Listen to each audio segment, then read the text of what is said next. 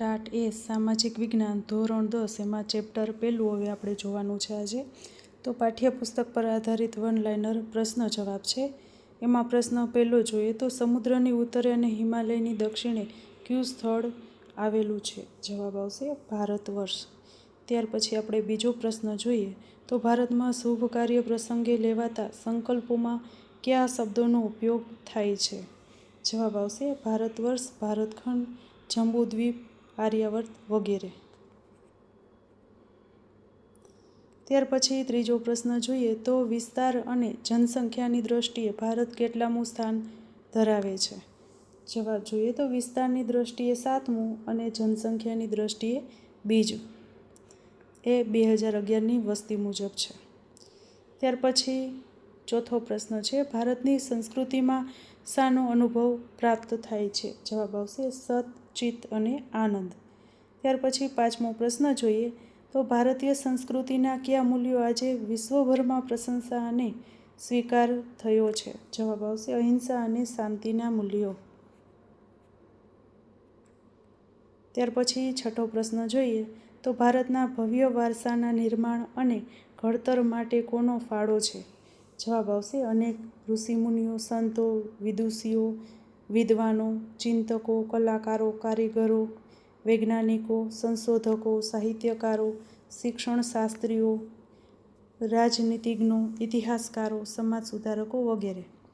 ત્યાર પછી સાતમો પ્રશ્ન છે સંસ્કૃતિ એટલે શું? જવાબ આવશે જીવન જીવવાની રીત. ત્યાર પછી આઠમો પ્રશ્ન જોઈએ તો સંસ્કૃતિનો અર્થ આપો.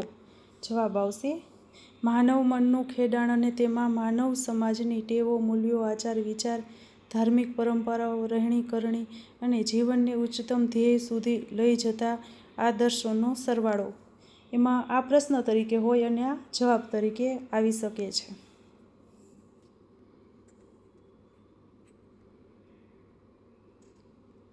ત્યાર પછી નવમો પ્રશ્ન છે વારસો એટલે શું?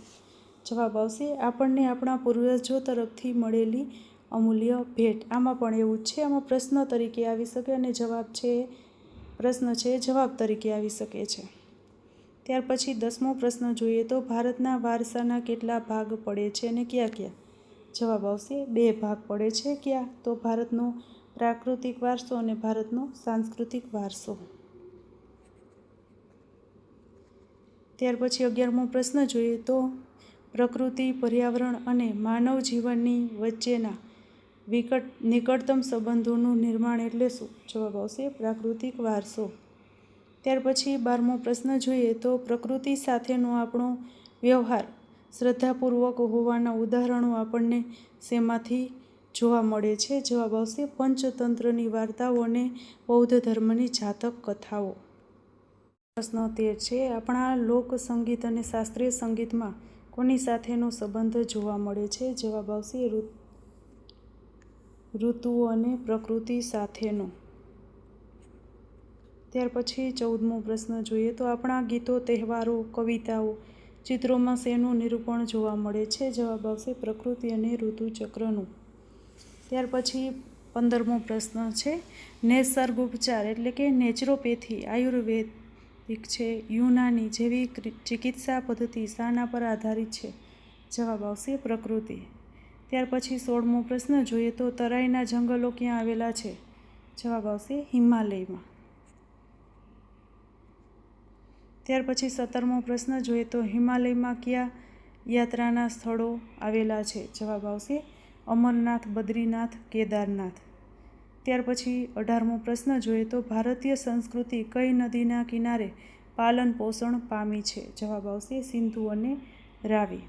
ત્યાર પછી 19મો પ્રશ્ન જોઈએ તો આપણે નદીને કયું બહુમાન આપ્યું છે? જવાબ આવશે લોકમાતા.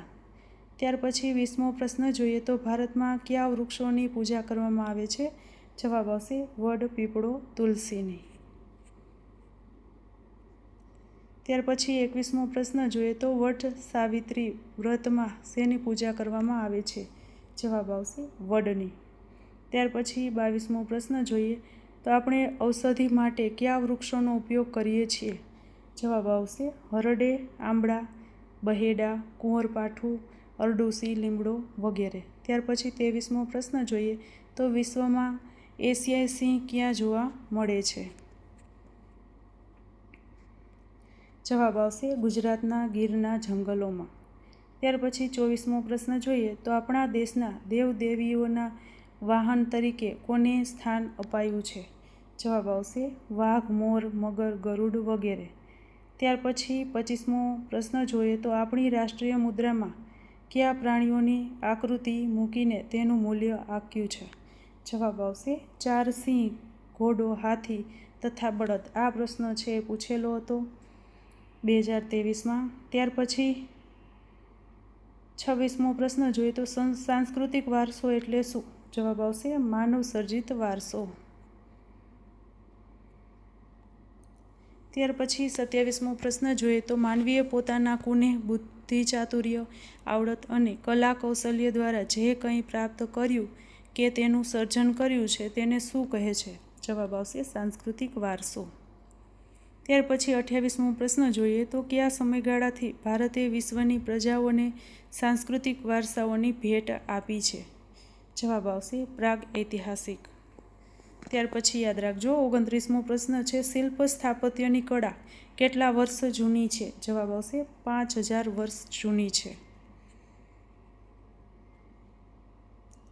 ત્યાર પછી 30મો પ્રશ્ન છે કયા યુગમાં ઊંધા કમળની આકૃતિ ઉપર સિંહ અને વૃષભનું શિલ્પ, બુદ્ધની પ્રજ્ઞા પારમિતાનું શિલ્પ, સારનાથની ધર્મચક્ર પ્રવર્તનવાળી મહાત્મા ગૌતમ બુદ્ધની પ્રતિમા અને તે પછીના કાલખંડની જૈન તીર્થંકરોની પ્રતિમાઓ જોવા મળે છે?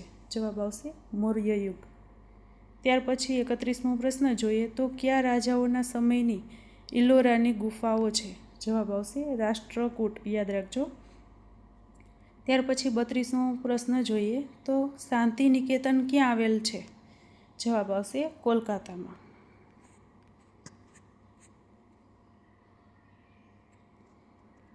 ત્યાર પછી જોઈએ તો લોથલ ક્યાં આવેલ છે? ધોળકા તાલુકામાં આવેલ છે. ત્યાર પછી રંગપુર તો લીંબડી તાલુકો, સુરેન્દ્રનગર. ત્યાર પછી ધોળાવીરા કચ્છ જિલ્લામાં. ત્યાર પછી રોજડી અને શ્રીનાથગઢ આવશે રાજકોટ જિલ્લામાં.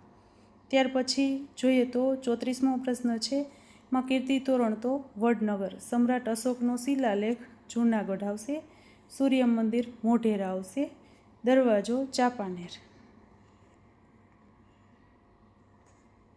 ત્યાર પછી રુદ્ર મહાલય આવશે સિદ્ધપુરમાં. ત્યાર પછી મુનસર તળાવ વિરમગામ, જામા મસ્જિદ અમદાવાદ, ઝૂલતા મિનારા અમદાવાદ, સીદી સૈયદની જાળી અમદાવાદમાં, હઠી સિંગના દેહરા અમદાવાદમાં. ત્યાર પછી યાદ રાખજો સહસ્ત્રલિંગ તળાવ પાટણમાં આવશે. રાજમહેલ વડોદરામાં આવશે.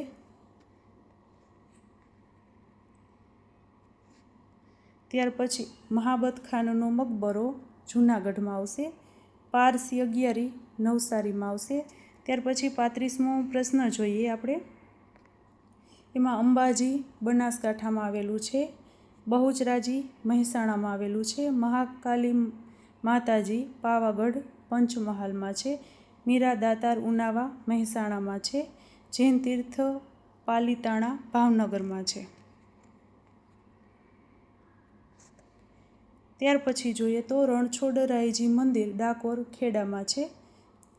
શામળાજી અરવલ્લીમાં છે. ત્યાર પછી 36મો પ્રશ્ન જોઈએ તો વિજયનગર સાબરકાંઠા જિલ્લો. પતંગોત્સવ અને કાંકરિયા કાર્નિવેલ અમદાવાદ. તાનારીરી મહોત્સવ વડનગર. ઉત્તરાર્ધ નૃત્ય મહોત્સવ મોઢેરા. રણોત્સવ કચ્છ. ત્યાર પછી આપણે જોઈએ તો ગુજરાતના મેળાઓ છે. એમાં ક્રમ છે, મેળાનું નામ છે, મેળાનું સ્થળ અને મેળાની તિથિ એટલે કે એનો સમય જોઈએ. તો પહેલું જોઈએ મોઢેરાનો મેળો. મોઢેરા મહેસાણામાં છે. શ્રાવણ વદ અમાસમાં થાય છે. ત્યાર પછી જોઈએ તો બહુચરાજીનો મેળો છે. બહુચરાજી મહેસાણા ચૈત્ર સુદ પૂનમના દિવસે થાય છે. ત્યાર પછી જોઈએ તો શામળાજીની કાળિયા ઠાકોરજીનો મેળો શામળાજી અરવલ્લી કારતક સુદ 11થી પૂનમ. ત્યાર પછી જોઈએ તો ભાદરવી પૂનમનો મેળો અંબાજી બનાસકાંઠા ભાદરવા સુદ પૂનમ. ત્યાર પછી જોઈએ તો ભવનાથનો મેળો ગિરનાર જૂનાગઢ મહાવદ 9થી 12.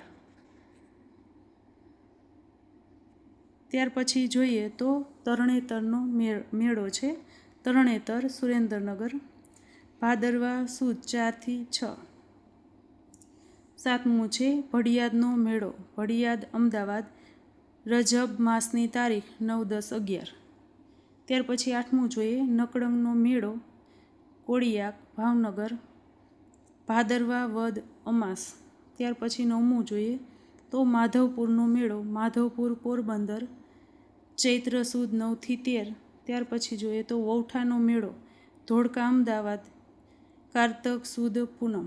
ત્યાર પછી જોઈએ 11મું મીરાદાતારનો મેળો ઉનાવા મહેસાણા રજબ માસની તારીખ 16થી 22.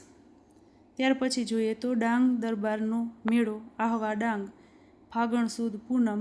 ખાસ યાદ રાખજો એ અને એક આ છે ગોળ ગધેડાનો મેળો ગરબાડા દાહોદ હોળી પછીના 5મા કે 7મા દિવસે છે. આ બંને ખાસ યાદ રાખજો. ત્યાર પછી છે કાર્તિકી પૂર્ણિમાનો મેળો સોમનાથ ગીર કાર્તિક સુદ પૂનમ. ત્યાર પછી ભાંગુરિયાનો મેળો ક્વાંટ છોટા ઉદેપુર હોળીથી રંગપાચમ સુધી. ત્યાર પછી હવે 38મો પ્રશ્ન જોઈએ તો આદિમાનવ કયા વિસ્તારમાં ઉત્પન્ન થયા? જવાબ આવશે પૂર્વ દક્ષિણ આફ્રિકા. ત્યાર પછી 39મો પ્રશ્ન જોઈએ તો ભારતમાં કઈ પ્રજાની ગણના પ્રાચીનતમ પ્રજા તરીકે થતી હતી? જવાબ આવશે દ્રવિડ પ્રજા. ખાસ યાદ રાખજો. ત્યાર પછી 40મો પ્રશ્ન જોઈએ તો નૃવંશશાસ્ત્રીઓના મત મુજબ દ્રવિડ સિવાય બીજી કેટલી પ્રજાઓ ભારતમાં રહેતી હતી? જવાબ આવશે 6. ત્યાર પછી 41મો પ્રશ્ન જોઈએ તો ભારતના સૌથી પ્રાચીન નિવાસીઓ કઈ જાતિ ગણાય છે? જવાબ આવશે નેગ્રીટો અથવા નિગ્રો જાતિ એટલે કે હબસી. યાદ રાખજો હબસી કહેવાય છે ને. ત્યાર પછી 42મો પ્રશ્ન જોઈએ તો નેગ્રીટો અથવા નિગ્રો હબસીઓ કયા રસ્તેથી ભારત આવ્યા હતા? જવાબ આવશે આફ્રિકામાંથી બલુચિસ્તાનના રસ્તે. ત્યાર પછી 43મો પ્રશ્ન જોઈએ તો નેગ્રીટો પ્રજા દેખાવે કેવી હતી? જવાબ આવશે વર્ણે શ્યામ 4થી 5 ફૂટ ઊંચા અને માથે વાંકડિયા વાળ. ત્યાર પછી 44મો પ્રશ્ન જોઈએ તો ઓસ્ટ્રેલોઇડ નિષાદ પ્રજા યાદ રાખજો નિષાદ પ્રજા એટલે ઓસ્ટ્રેલોઇડ ક્યાંથી આવી હતી? જવાબ આવશે અગ્નિ એશિયામાંથી. ત્યાર પછી 45મો પ્રશ્ન જોઈએ તો રંગ શ્યામ લાંબુ અને પહોળું માથું ટૂંકું કદ ચપટું નાક આવી વિશેષતા કઈ પ્રજાની છે? જવાબ આવશે ઓસ્ટ્રેલોઇડ એટલે કે નિષાદ પ્રજાની. પ્રશ્ન 46મો છે ભારતમાં આવેલા આર્યો ઓસ્ટ્રેલોઇડને કયા નામે બોલાવતા હતા? જવાબ આવશે નિષાદ. ત્યાર પછી 47મો પ્રશ્ન જોઈએ તો કઈ પ્રજા માટે નિષાદ શબ્દ પ્રયોજવામાં આવે છે? જવાબ આવશે ભીલી પ્રજા. ત્યાર પછી 48મો પ્રશ્ન છે ભારતની કોલ અને મુંડા જાતિ અસમની ખાસી પ્રજા નિકોબાર અને મ્યાનમારની જાતિઓમાં કઈ પ્રજાના લક્ષણો વિશેષ જોવા મળે છે? જવાબ આવશે ઓસ્ટ્રેલોઇડ એટલે કે નિષાદ. ત્યાર પછી 49મો પ્રશ્ન જોઈએ તો કઈ પ્રજા મોહેંજો-દડોની સિંધુ સંસ્કૃતિના સર્જકો અને પાષાણ યુગની સંસ્કૃતિના સીધા વારસદાર તરીકે ઓળખાય છે? ખાસ યાદ રાખજો આ પ્રશ્ન. જવાબ આવશે દ્રવિડ લોકો.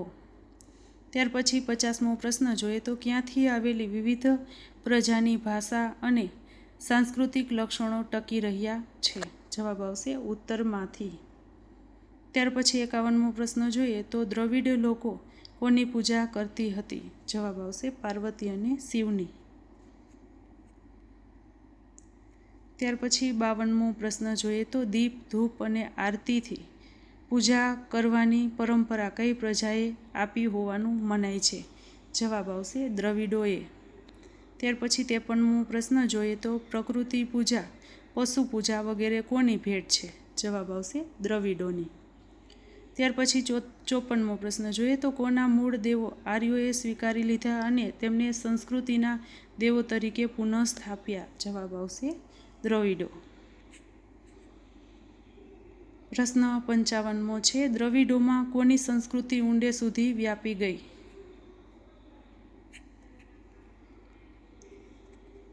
જવાબ આવશે આર્ય સંસ્કૃતિને. ત્યાર પછી 56મો પ્રશ્ન છે કઈ પ્રજાના સમયમાં આંતરજ્ઞાતીય લગ્ન સંબંધો પ્રસર્યા હતા? જવાબ આવશે દ્રવિડ લોકો. ત્યાર પછી 57મો પ્રશ્ન જોઈએ તો કઈ પ્રજામાં માતૃમૂલક કુટુંબ પ્રથા પ્રચલિત હતી? જવાબ આવશે દ્રવિડોમાં. ત્યાર પછી 58મો પ્રશ્ન જોઈએ તો અવકાશી ગ્રહોના ક્ષેત્રોમાં અને વિવિધ કલાઓ જેમ કે કાંતવું, વણવું, રંગવું, હોડી તરાપા જેવા ક્ષેત્રોમાં વિશેષ યોગદાન કઈ પ્રજાનું હતું? જવાબ આવશે દ્રવિડોનું હતું. ત્યાર પછી 59મો પ્રશ્ન જોઈએ તો આર્યોના પ્રભુત્વ બાદ દ્રવિડો કઈ બાજુ ખસતા ગયા? જવાબ આવશે દક્ષિણ ભારત. ત્યાર પછી 60મો પ્રશ્ન યાદ રાખવાનો છે આજે દક્ષિણ ભારતમાં દ્રવિડ કુળની કઈ ભાષાઓ બોલાતા લોકો વસે છે? જવાબ આવશે તમિલ, તેલુગુ, કન્નડ અને મલયાલમ. ત્યાર પછી 61મો પ્રશ્ન છે ક્યુ સાહિત્ય ઉર્મિની અભિવ્યક્તિથી ભરેલું છે? જવાબ આવશે તમિલ. ત્યાર પછી 62મો પ્રશ્ન જોઈએ તો કઈ પ્રજા ઉત્તર પશ્ચિમ ચીનમાંથી તિબેટમાં થઈને ભારતમાં આવી? જવાબ આવશે મોંગોલોઇડ.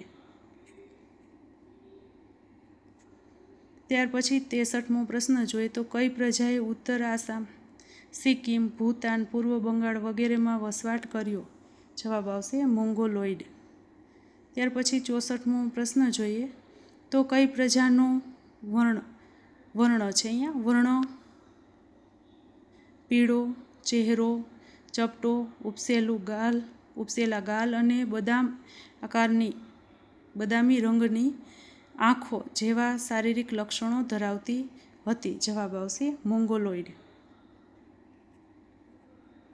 ત્યાર પછી 66મો પ્રશ્ન છે અલ્પાઇન, ડિનારિક અને આર્મેનોઇડ પ્રજા ક્યાંથી આવી હતી? જવાબ આવશે મધ્ય એશિયામાંથી. ત્યાર પછી 67મો પ્રશ્ન જોઈએ તો અલ્પાઇન, ડિનારિક અને આર્મેનોઇડ પ્રજાના અંશો કયા વિસ્તારમાં વધુ પ્રમાણમાં જોવા મળે છે? જવાબ આવશે મહારાષ્ટ્ર, બંગાળ, ઓડિશા, ગુજરાત અને સૌરાષ્ટ્ર. ત્યાર પછી જોઈએ 68મો તો આર્યો બીજા કયા નામે ઓળખાયા? તો જવાબ આવશે નોર્ડિક. ત્યાર પછી 69મો પ્રશ્ન છે પ્રાચીન કાળમાં હિન્દુઓ કઈ પ્રજા ગણાતી? જવાબ આવશે આર્ય. ત્યાર પછી 70મો પ્રશ્ન છે આર્ય લોકોની વસ્તી જે પ્રદેશમાં હતી તે પ્રદેશ કયા નામે ઓળખાતો? જવાબ આવશે આર્યાવર્ત. ત્યાર પછી 71મો પ્રશ્ન છે પ્રાચીન સમયમાં પ્રથમ આર્ય વસ્તી ભારતમાં ક્યાં જોવા મળતી? જવાબ આવશે વાયવ્ય ભારતમાં. ત્યાર પછી 72મો પ્રશ્ન જોઈએ તો વાયવ્ય ભારતમાં 7 મોટી નદી વહેતી હોવાના કારણે તેને કયું નામ આપવામાં આવ્યું છે? જવાબ આવશે સપ્તસિંધુ. ત્યાર પછી 73મો પ્રશ્ન જોઈએ તો ઉત્તર વૈદિક કાળમાં આર્યાવર્તનો વિસ્તાર કેટલો હતો? જવાબ આવશે પૂર્વમાં મિથિલા એટલે કે બિહાર સુધી અને દક્ષિણમાં વિંધ્યાચળ સુધી. ત્યાર પછી 74મો પ્રશ્ન જોઈએ તો ભારતની બધી પ્રજામાં સૌથી વિકસિત કઈ પ્રજા ગણાય છે? જવાબ આવશે આર્યો. ત્યાર પછી 75મો પ્રશ્ન છે આર્યો ભરત રાજા કે ભરત કુળના કુળ આવશે કુળના નામ પરથી આ પ્રદેશ કયા નામે ઓળખાયો? જવાબ આવશે ભરત ભૂમિ, ભરતખંડ, ભારત વર્ષ કે ભારત. ત્યાર પછી 76મો પ્રશ્ન છે આર્યો કોની પૂજા કરતા હતા? જવાબ આવશે વૃક્ષો, પહાડો, સૂર્ય, વાયુ, નદીઓ, વરસાદ વગેરે. ત્યાર પછી 77મો પ્રશ્ન જોઈએ તો ભારતમાં સ્તુતિઓ એટલે કે ઋચાઓની રચના કોણે કરી હતી? જવાબ આવશે આર્યોએ. ત્યાર પછી 78મો પ્રશ્ન જોઈએ તો કઈ પ્રજાના લીધે વેદ પઠન પ્રચલિત બન્યું? જવાબ આવશે આર્યો. ત્યાર પછી 79મો પ્રશ્ન જોઈએ તો કઈ પ્રજાના લીધે યજ્ઞાદિ ક્રિયાઓ ભારતમાં શરૂ થઈ? જવાબ આવશે આર્યો. ત્યાર પછી 80મો પ્રશ્ન આપણે જોઈએ તો ભારતમાં આવેલી બધી પ્રજાની સંસ્કૃતિના વિશિષ્ટ તત્વો અપનાવી લઈને કેવી સંસ્કૃતિનું સર્જન થયું છે? જવાબ આવશે સમન્વય. ત્યાર પછી 81મો પ્રશ્ન જોઈએ તો ભારતની બધી પ્રજાઓનું સંમિશ્રણ કઈ રીતે થયું? જવાબ આવશે લગ્ન સંબંધો દ્વારા. ત્યાર પછી યાદ રાખજો મૂળભૂત ફરજો કેટલામો અનુચ્છેદ છે? જવાબ આવશે અનુચ્છેદ 51 ક.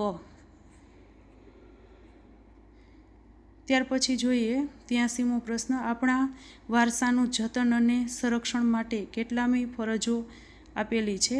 જવાબ આવશે ફરજ 6, 7 અને 9 આપેલી છે. એમાં જોઈએ તો આપણી સમન્વયિત સંસ્કૃતિના સમૃદ્ધ વારસાનું મૂલ્ય સમજી તેની જાળવણી કરવાની ફરજ છે. ત્યાર પછી જંગલો, તળાવો, નદીઓ અને વન્ય પશુ પંખીઓ સહિત કુદરતી પર્યાવરણનું જતન કરવાની અને તેની સુધારણા કરવાની અને સર્વ જીવો પ્રત્યે અનુકંપા કરવાની ફરજ. ત્યાર પછી જોઈએ તો જાહેર મિલકતોનું રક્ષણ કરવાની અને હિંસાનો ત્યાગ કરવાની ફરજ. એ બધી આપણી ફરજો છે. આ સાથે આપણું 10મા ધોરણનું પહેલું ચેપ્ટર પૂરું થાય છે. અને જો તમને મારા બધા વિડીયો ગમતા હોય તો લાઈક કરજો, શેર કરજો અને સબસ્ક્રાઈબ કરજો. અને જેમ બને એમ વહેલા હું બધા વિડીયો બનાવવાની ટ્રાય કરીશ, એટલે કે પ્રયત્ન કરીશ. Thank you.